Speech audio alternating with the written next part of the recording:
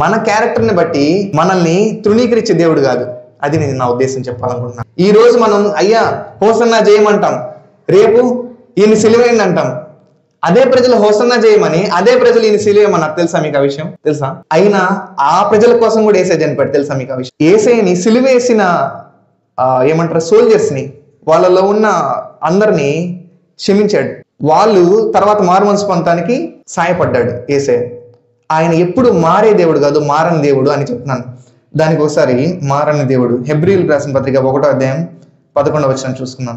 They will perish but you remain and they all will become old like a garment and like a mantle you will roll them like a garment they will also be changed but you are the same.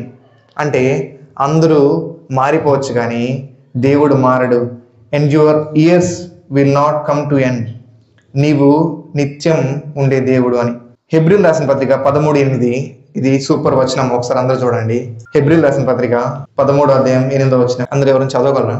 అందరూ చదువుతారా? యేసుక్రీస్తు నిన్న నేడు ఒకటే రీతిగా ఉన్నాడు. అవును, యుగములకు ఒకటే రీతిగా ఉన్నాడు. అర్థమవుతుందండి? ఈ రోజు మీరు ఎలాంటి పరిస్థితుల్లో ఉన్నా దేవుడు మనకిచ్చే మాట ఏంటంటే, మనం చేసిన దాన్ని బట్టి దేవుడు మనల్ని జడ్జ్ చేయడు కానీ ఆయన క్యారెక్టర్ ని బట్టి మనల్ని ఆయన క్యారెక్టర్ ఏంటంటే, మనం ఎలాంటి పరిస్థితిలో ఉన్నా ఆయన మనల్ని ప్రేమించే దేవుడు. అది ఆయన క్యారెక్టర్. మనం ఈ రోజు బైబిల్ పట్టుకొని ప్రార్థన చేసి రేపు వదిలేసినంత మాత్రాన దేవుడు కోపించే దేవుడు కాదు, శాపాలు పెట్టే దేవుడు కాదు. ఆయన నిన్న నేడు నిరంతరం ఏకరీతిగా మనల్ని ప్రేమించే దేవుడు. ప్రేమిస్తున్నాడు కదా అని చెప్పి పాపం చేయమని నా ఉద్దేశం కాదు, తప్పుగా అర్థం చేసుకోవద్దు. అది మనకి మనమే నష్టం చేసుకుంటాం.